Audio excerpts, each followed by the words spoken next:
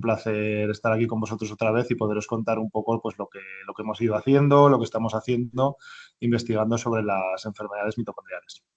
Voy a compartir mi pantalla para que se vea una pequeña presentación.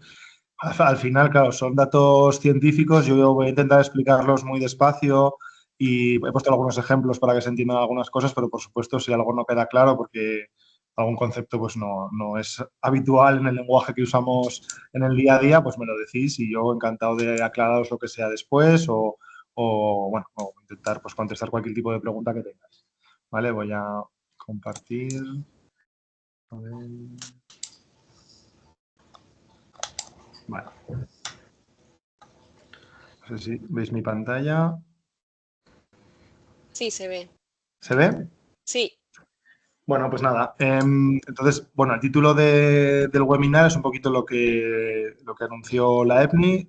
Vamos a hablar de quinasas celulares que modulan la traducción mitocondrial. Voy a hacer una introducción general, aunque entiendo que todos de alguna manera, o igual casi tanto como yo, sabéis sobre la mitocondria, porque al final seguro que habéis leído mucho, habéis ido a muchas charlas, a muchos webinars, pero bueno, yo creo que nunca viene mal hacer un pequeño refresco de algunas cosas para intentar que entendáis el por qué estamos investigando en concreto estos aspectos de los que voy a hablar. Bueno, seguro que todos nosotros, ¿no? Hoy nos hemos levantado de la cama, algunos habrán ido a trabajar, habrán hecho deporte, habrán hecho un montón de cosas. ¿Y cómo hacemos? ¿Cómo hacen nuestras células para obtener toda la energía que necesitamos para realizar nuestras funciones cotidianas? Bueno, la respuesta a esto la tenemos en la propia diapositiva. La comida, ¿no? Los nutrientes que nosotros ingerimos en la dieta, pues bueno, van a tener compuestos que tienen energía en sus enlaces químicos y que nuestras células de alguna manera van a poder utilizar la energía de esos enlaces para realizar sus funciones propias. Pero bueno, ¿cómo hacen estas células para almacenar esa energía y poderla utilizar? Posiblemente cuando hablemos de almacén de energía, pues todos pensemos en algún tipo de pila o de batería o de sistema para guardar esa energía y poderla utilizar. En nuestras células ocurre de manera un poco distinta. A mí me gusta mucho hablar de una moneda energética celular. ¿Por qué una moneda? Porque, bueno, cuando la célula tenga que realizar algún tipo de acción que requiera energía, pues se utiliza esa moneda para pagar el coste de esa energía. Y cuando hay algún proceso dentro de la célula que genere energía, pues esa energía la podemos almacenar, guardar en forma de esa moneda energética celular. Esa moneda energética celular, posiblemente hayáis oído hablar de ella, y es el adenosintrifosfato o ATP. Y la mayor parte del ATP que producen nuestras células se genera en unas fábricas de energía de dentro de la célula que no son nada más y nada menos que nuestras mitocondrias. Entonces, bueno, posiblemente todos nosotros tengamos rasgos físicos bueno, rasgos diferentes, ¿no? El color de pelo, el color de ojos, la altura y muchas otras cosas que vienen determinados por la información que está en los genes que tenemos en nuestros cromosomas en el núcleo. Estos cromosomas heredamos la mitad de nuestra madre y la mitad de nuestro padre. Y tenemos 46 cromosomas, 23 de cada uno. Bueno, pues la mitocondria, una de sus características más interesantes es que tiene su propio material genético, que es considerado el cromosoma número 47, ¿de acuerdo? Y que, como posiblemente sepáis, se hereda exclusivamente de nuestras madres. Aquí ¿se ve mi ratón cuando lo muevo o no se ve?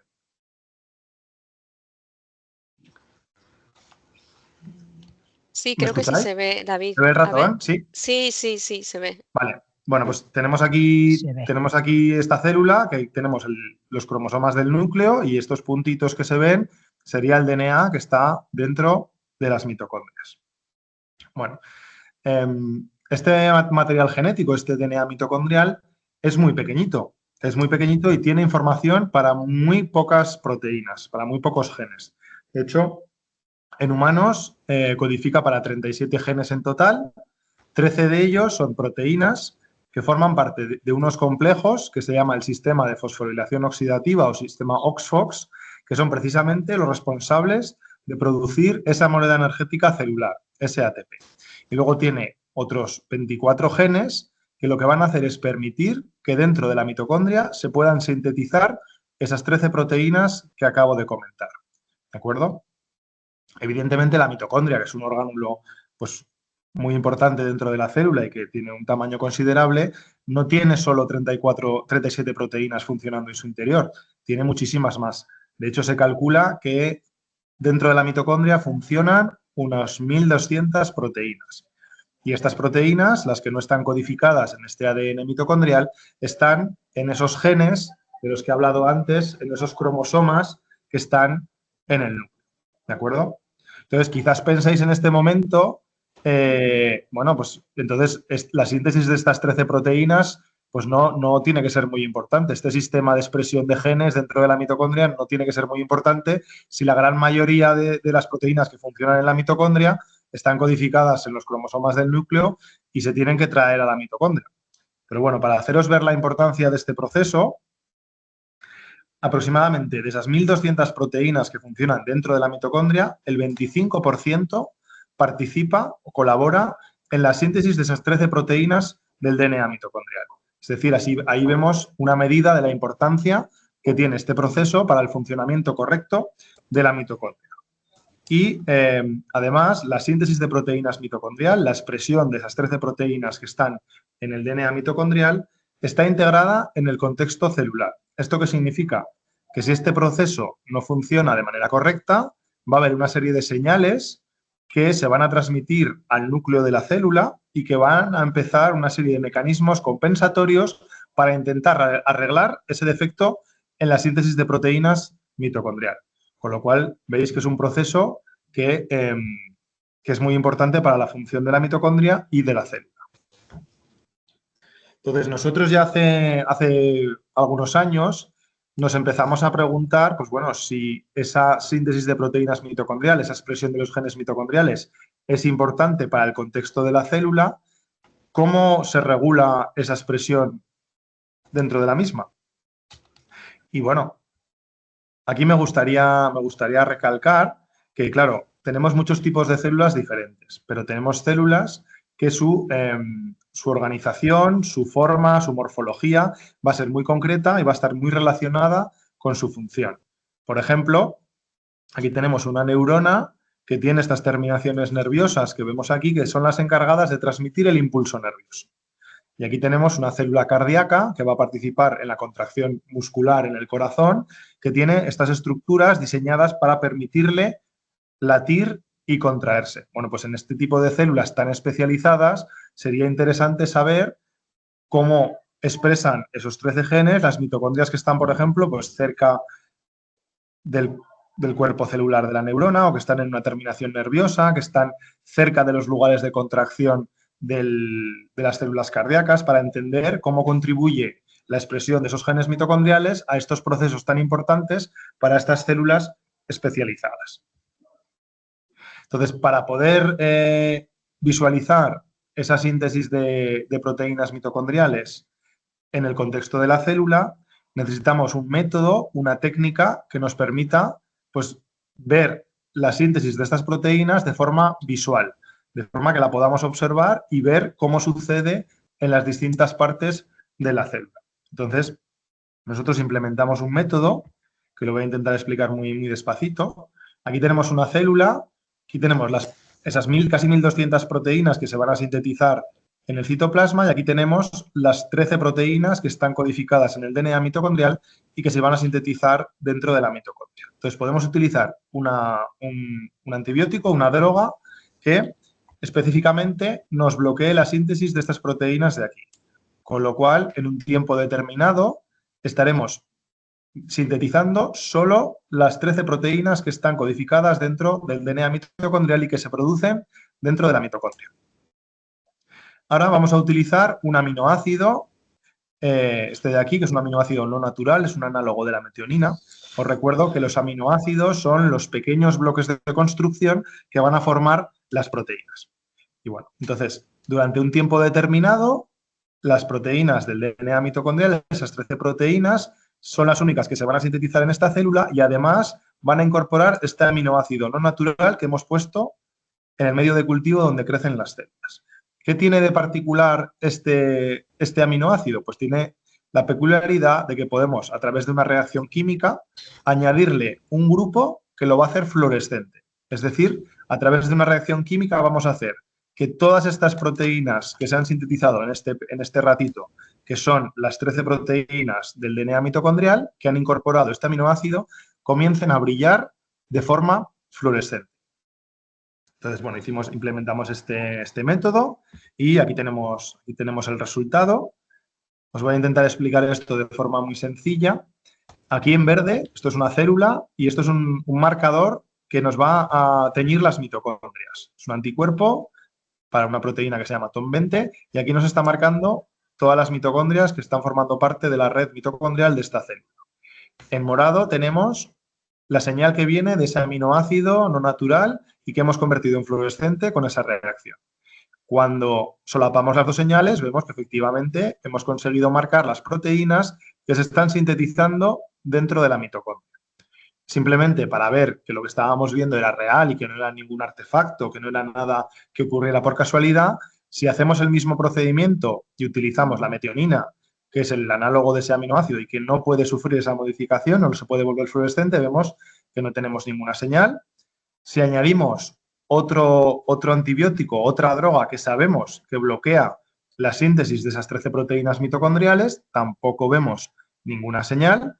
Y si utilizamos células RO0, que son células que no tienen DNA mitocondrial y por lo tanto no van a producir ningún tipo de proteína, bueno, pues no obtenemos ninguna señal. Entonces, con este método que os he contado, podemos marcar específicamente las 13 proteínas del DNA mitocondrial y podemos hacerlas fluorescentes, con lo cual podemos ver cómo se distribuyen dentro de la célula. Bueno, y algo muy interesante que pudimos ver es que no todas las mitocondrias dentro de una célula sintetizaban esas proteínas mitocondriales con la misma intensidad. Y tenemos una célula de la piel, un fibroblasto, y aquí si hacemos un zoom, nos podemos ver que esto es un mapa de calor que se llama, cuanto más brillante es la señal, significa que más síntesis de esas proteínas mitocondriales estamos teniendo. Y veis, aquí tenemos mitocondrias con un color más oscurito, un color más claro, con lo cual todas ellas no están expresando esas 13 proteínas mitocondriales con la misma intensidad. Y de la misma manera, si cogemos distintos tipos de células, aquí tenemos una célula de la piel, aquí tenemos una célula del corazón, aquí tenemos una neurona, veis que el patrón es totalmente diferente. Aquí hay unas agrupaciones que están más unidas, aquí vemos una intensidad que va perdiéndose a lo largo de la longitud de esta terminación, aquí vemos un patrón más mezclado. Cada tipo de célula diferente va a tener un patrón de síntesis de proteínas mitocondriales diferentes. Esto ya era un resultado muy interesante. Bueno, lo siguiente que queríamos ver es si este método es lo suficientemente sensible o sensitivo para poder utilizarlo con muy poquitas células. Y luego os cuento por qué. Entonces, aquí lo que hicimos simplemente fue añadir este aminoácido que se podía volver fluorescente con una diferencia de 2 minutos de tiempo. Entonces, medimos cuál era el número mínimo de células que nosotros necesitábamos para poder ver diferencias con estos 2 minutos de tiempo diferente de marcaje. Entonces, veis que en todas las condiciones, desde 25 hasta 300 células, se ve que cuanto más tiempo incubamos las células con ese aminoácido, más señal tenemos. Pero esto son cosas que hacemos los científicos, la estadística. Entonces, a partir de 150 células, que son muy poquitas, ya veíamos diferencias estadísticas en esos 2 minutos de diferencia en el tiempo de incubación. Con lo cual, el poder distinguir diferencias con 2 minutos de tiempo de incubación, que es muy poquito, solo con 150 células, nos decía que este método era muy robusto y que nos iba a permitir pues, utilizarlo para medir cosas con muy poquitas células.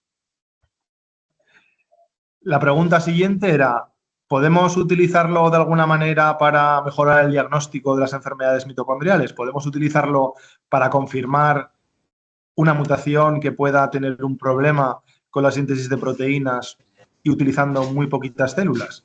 Bueno, aquí tenemos una línea celular que tiene una mutación en este gen de aquí. Este factor es un factor de elongación de la traducción mitocondrial, de la síntesis de proteínas. Aquí tenemos las imágenes de fluorescencia utilizando este aminoácido no natural y, como podéis ver, la señal en morado de la célula mutante es mucho menor que la célula del control. Si esto lo cuantificamos con esas 150 células, que son muy, muy poquitas, pues ya podemos ver que hay una disminución en la síntesis de esas proteínas mitocondriales habiendo utilizado muy poquitas células. Para que os hagáis una idea, el método que utilizábamos antes, que está basado en utilizar un aminoácido radioactivo, utilizábamos del orden de 1 o 2 millones de células. Y ahora estamos usando solo 150 células. Son muy, muy poquitas, ¿vale? Bueno, habiendo desarrollado esta técnica, que lo hicimos hace un par de años, nuestra pregunta es, ¿podemos encontrar nuevos factores dentro de la célula que puedan modular la expresión de esos genes mitocondriales? Para que nos imaginemos esto, tenemos que tener dos cosas. Lo primero que tenemos que tener es un método de cribado. Imaginemos que estamos en la playa buscando un tesoro, ¿no? Un tesoro enterrado en la arena. Enterrado en la arena va a haber un montón de cosas. Vamos a tener desde conchas, basura, yo qué sé, restos de juguetes de los niños, un montón de cosas. Y por algún sitio tendremos, pues quizás alguna moneda de oro de los piratas o de lo que fuera, ¿no?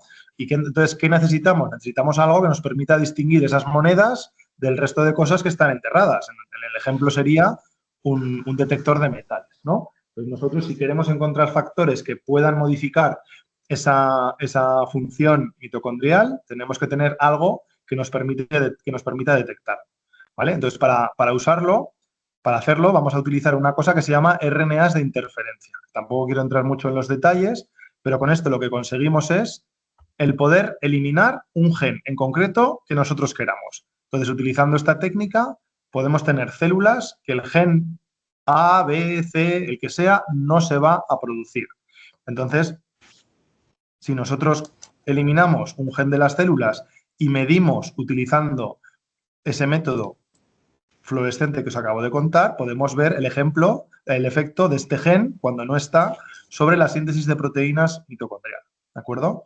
Si esto lo hacemos muchas veces, con muchos genes distintos, pues podremos encontrar quizás nuevos genes que estén relacionados con la expresión de esas proteínas mitocondriales. ¿De acuerdo? Y para ello utilizamos algo que se llama librerías de RNAs de interferencia, que es un conjunto de muchos de estos RNAs. ¿De acuerdo? Podemos hacer un screening, un cribado de muchos genes a la vez. A pesar de tener estas librerías, imaginaos esto, esto es la librería del Reino Unido, que tiene, no sé si son 150 millones de libros, con lo cual no los podríamos leer todos en una vida ni aunque quisiéramos. Entonces debemos elegir un género de lectura.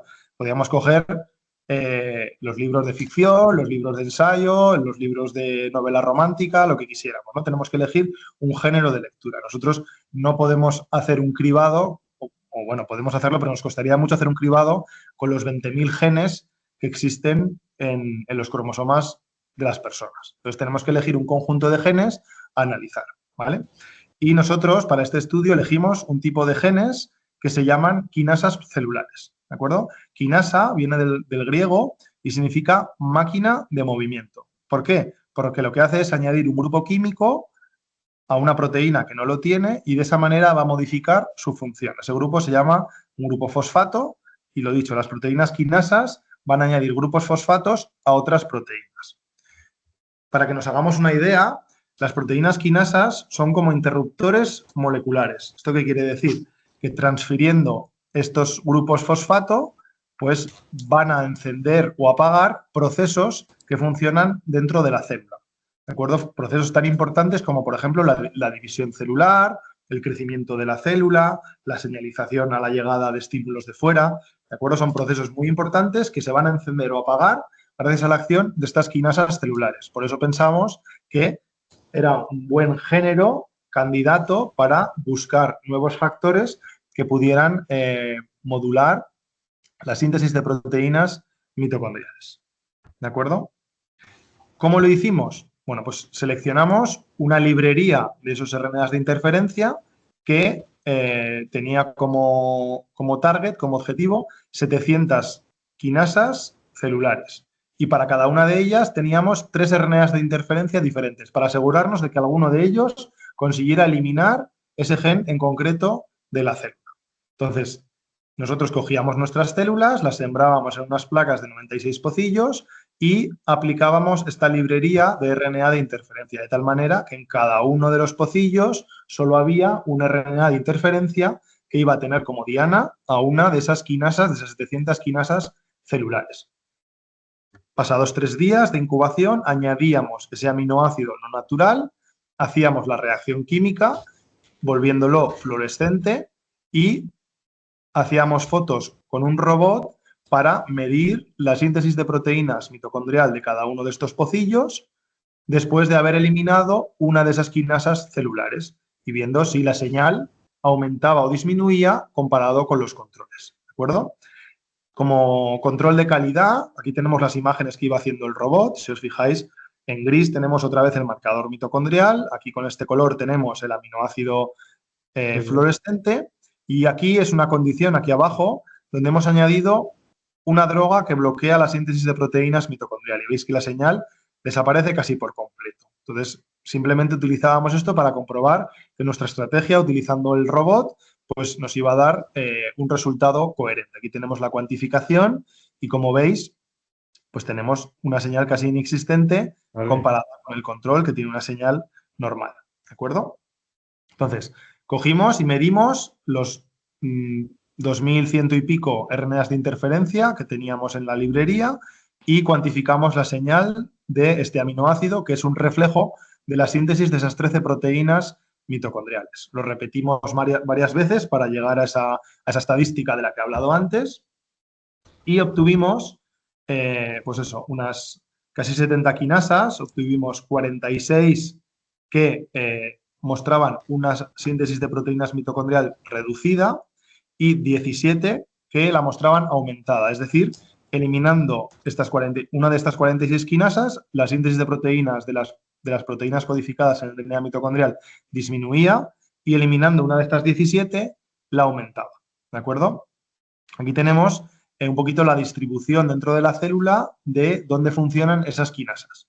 Tenemos unas poquitas que actuaban dentro de la mitocondria, con lo cual es lógico que si las tocamos cambien la expresión de esos genes o pueda cambiar la expresión de esos genes, pero la mayoría de ellas tenían funciones en otras partes de la célula, en el núcleo, en el retículo endoplásmico, en el citoesqueleto, en un montón de sitios, ¿de acuerdo? Y pues para analizar un poquito más cómo funcionaba este fenómeno, seleccionamos 8 quinasas y los analizamos más en detalle.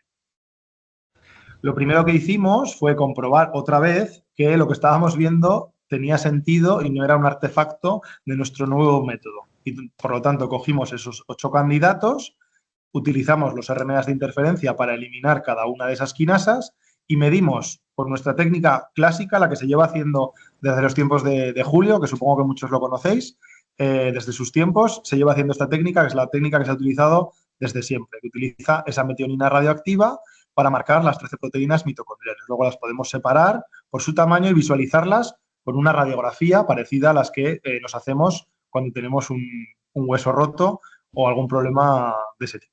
Entonces, aquí tenemos el marcaje y veis, de las 8 que habíamos seleccionado, 7 de ellas tenían una disminución en la expresión de genes mitocondriales, que es lo que vemos en las imágenes y en la cuantificación, y una de ellas aumentaba la síntesis de proteínas mitocondriales. Aquí se ve, veis que es una señal más oscura que el control, y si lo cuantificamos, vemos el aumento. Con lo cual, de esta manera comprobamos que efectivamente teníamos los mismos resultados que con nuestra nueva técnica, con nuestro nuevo sistema de cribado. Y bueno, la pregunta es, vale, esas quinasas, si las desregulamos, afectan la síntesis de proteínas de las 13 proteínas mitocondriales, pero ¿van a afectar de alguna manera la función de la mitocondria? Hemos comentado al principio que una de las funciones principales es la producción de esa moneda energética celular.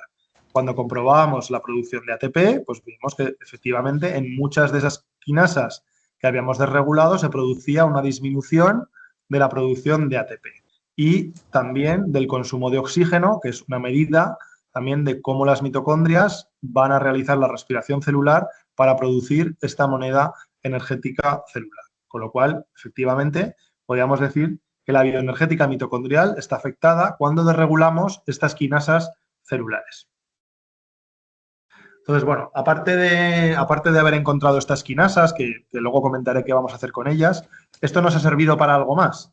Pues sí, os voy a contar un ejemplo, lo voy a intentar hacer de forma muy sencilla para que veáis para qué sirve este tipo de estudios. Esta es una quinasa que se llama FN3K, ¿de acuerdo? Vimos con nuestro cribado que tenía una síntesis de proteínas mitocondrial disminuida, tenía menos ATP mitocondrial, menos consumo de oxígeno, y esta proteína no se sabía si estaba en la mitocondria o estaba en el citoplasma. Si uno iba a las bases de datos, en algunas ocasiones se decía que era del citoplasma y en otras que era de la mitocondria. Y de hecho la función que se le conoce era eliminar residuos de azúcar de proteínas que estaban en el citoplasma. Con lo cual pensamos, bueno, pues igual podemos ver si tiene un papel dentro de la mitocondria, ya que parece que no se sabe, vamos a estudiar si de verdad puede estar o no dentro de la mitocondria. Entonces, simplemente por no liarme mucho con los experimentos, utilizando técnicas de fluorescencia y técnicas bioquímicas, comprobamos que efectivamente esta proteína estaba en parte, que también estaba en el citoplasma, pero en parte también estaba dentro de la mitocondria, con lo cual podía tener una función dentro del órgano. Y lo que vimos, tampoco me quiero meter mucho en los experimentos, lo que vimos fue que esta proteína interactuaba y regulaba la función del ribosoma mitocondrial. El ribosoma es la fábrica de proteínas, en este caso la mitocondrial, es decir, de las proteínas que están codificadas en el DNA mitocondrial.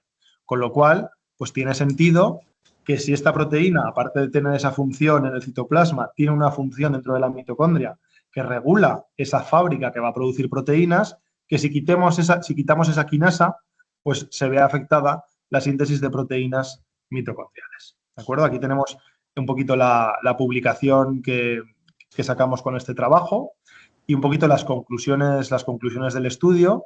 Sería, pues bueno, hemos desarrollado una plataforma de cribado para identificar nuevos genes candidatos que puedan modificar la síntesis de proteínas mitocondrial. Nosotros elegimos las quinasas celulares, pero se podrían elegir cualquier otro grupo de genes, cualquier otro género de lectura de libros que decía antes, para poder estudiar.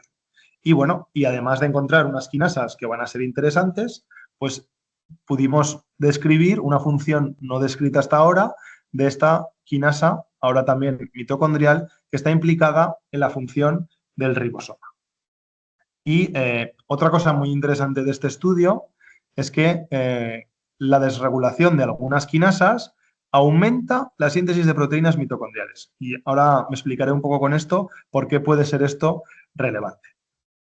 Simplemente antes de continuar, pues bueno, estos resultados nos han permitido pedir una nueva financiación a la Agencia Estatal de Investigación que nos han concedido y que es un proyecto que vamos a empezar o que hemos empezado ahora nuevo y que os voy a contar un poquito de qué trata. Básicamente la idea del proyecto es pues explorar un poquito más cómo esas quinasas celulares que hemos encontrado se relacionan con la expresión de las 13 proteínas del DNA mitocondrial. ¿De acuerdo? Entonces tenemos 3 objetivos, pero únicamente me voy a centrar en el último porque creo que es el que puede ser más interesante para los pacientes y los familiares. El último objetivo trata de explorar el potencial de las quinasas celulares como dianas terapéuticas para las enfermedades mitocondriales. Me voy a explicar. ¿De acuerdo? Hemos dicho que había una serie de quinasas que aumentaban la síntesis de proteínas mitocondriales. Bueno, pues nosotros hemos seleccionado 6 de ellas que vamos a utilizar con células de pacientes o híbridos que tienen mutaciones en el DNA mitocondrial, todos en factores que están relacionados con la síntesis de proteínas mitocondrial, con la síntesis de esas 13 proteínas del DNA mitocondrial. Tenemos pues, mutantes de aminoácido RNA sintetasas mitocondriales, tenemos mutantes de factores de elongación de la traducción mitocondrial y tenemos mutaciones en el DNA mitocondrial en tRNAs, que son esas moléculas que van a traer los aminoácidos, esos bloques de construcción durante la síntesis de proteínas. Y la idea sería utilizar esos RNAs de interferencia para eliminar una a una cada una de esas quinasas celulares, de esa manera aumentar la síntesis de proteínas mitocondriales y ver si esta estrategia es capaz de recuperar la función de esas células de paciente que tienen un defecto en la síntesis de proteínas mitocondriales. Entonces, miraremos distintos parámetros para ver si somos capaces de recuperar la función. Y si encontramos algún candidato interesante, tenemos algunas líneas iPSCs con estas mutaciones y podemos ver en células más fisiológicas, en células que podamos diferenciar, si somos capaces también de recuperar este efecto. Y bueno, simplemente acabar, pues lo que ha comentado María al principio.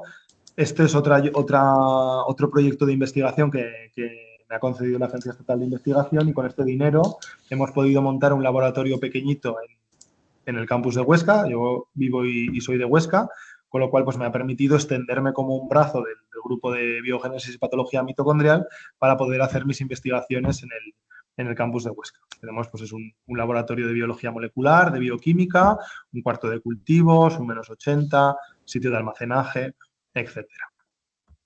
Y nada, pues esto sería un poquito la presentación. Me gustaría agradecer pues, a todos los miembros del grupo, a los que han participado y participan en este proyecto, a la financiación, al programa Ramón y Cajal, a la Agencia Estatal de Investigación, por supuesto a la EPNI, al Gobierno de Aragón, y bueno, a los colaboradores internacionales, a Peter Relling, a Lucas Tigañek, Miguel Ángel Martín, Gloria Garrabú y otros compañeros. Y, por supuesto, muchísimas gracias a vosotros, y ahora quedo a vuestra disposición para cualquier tipo de pregunta que pueda surgir. Muchas gracias, David. Enhorabuena por todo el trabajo que estáis llevando a cabo y por la presentación, que ha sido súper interesante.